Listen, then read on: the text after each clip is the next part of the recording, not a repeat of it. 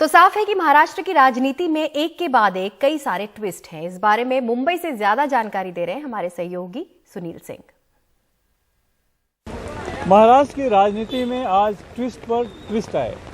पहले तो जहां लग रहा था कि देवेंद्र फडणवीस ने जैसा पहले कहा था मी पुन्हा येईन, यानी कि मैं फिर से आऊँगा, तो वो फिर से आ गए और वही मुख्यमंत्री होंगे और एकनाथ शिंदे जो है उप मुख्यमंत्री होंगे।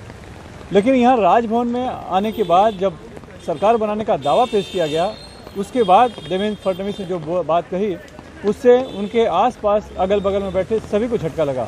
उन्होंने कहा कि एकनाथ शिंदे इस राज्य के मुख्यमंत्री होंगे और मैं जो है कि सत्ता के बाहर से उन्हें समर्थन करूंगा। ये एक ऐसा मास्टर स्ट्रोक बताया जा रहा था जो कि जिस तरह से शिवसेना के बागियों पर आरोप लग रहा था, शिवसेना को धोखा देने का आरोप लग रहा था, वो सब जो है कि एकदम एक झटके से समाप्त हो गया। और ये संदेश फैला कि एक शिवसैनिक को बीजेपी ने मुख्यमंत्री बनवा दिया है, जो कि बाला साहेब ठाकरे का सपना था।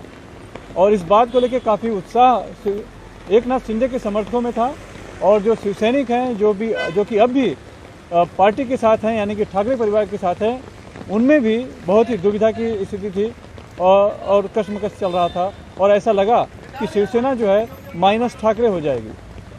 लेकिन घंटे भर बाद एक और नया मोड़ आ गया जब ये जानकारी मिली कि बीजेपी के जो राष्ट्रीय अध्यक्ष हैं जेपी नड्डा, उन्होंने कहा है कि देवेंद्र फडणवीस को उप मुख्यमंत्री का पद संभालना चाहिए।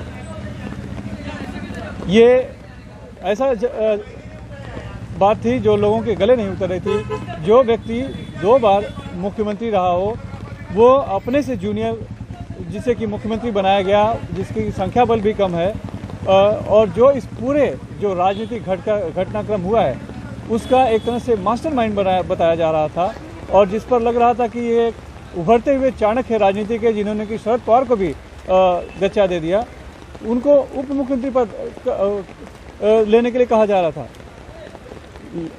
और कहीं लगा भी कि शायद देवेंद्र फडणवीस इसके लिए तैयार नहीं है। लेकिन फिर बीजेपी गृह मंत्री अमित शाह का ट्वीट आया और कहा कि उन्होंने पार्टी के आदेश के मानते हुए इस बात को स्वीकार कर लिया है और वो उप मुख्यमंत्री पद संभालेंगे। तो सबको बहुत ही यकीन नहीं करने जैसा नहीं था, लेकिन वाकई में ये आज का दिन जो राजनीति में ट्विस्ट पे ट्विस्ट का रहा। बहरहाल देवेंद्र फडणवीस भी ने उप मुख्यमंत्री पद का शपथ ली और लेकिन उस पर बहुत कुछ ज़्यादा बोले नहीं। हालांकि उन्होंने ट्वीट किया है कि पार्टी का जो आदेश है उस आदेश का पालन करना एक कार्यकर्ता के नाते उनका धर्म है, तो उन्होंने आदेश का पालन किया।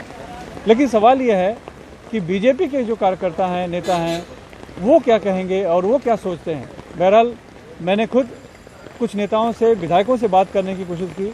सभी ने पार्टी का आदेश कहकर इस बात से ज़्यादा कुछ बोलने से इनकार किया। लेकिन कुछ ऐसे भी थे जिन्होंने नो कमेंट्स कहा, यानी साफ तौर पर पार्टी के कार्यकर्ता विशेष करके मुंबई और महाराष्ट्र के इस अप्रत्याशित कदम से बहुत ही अचंभित हैं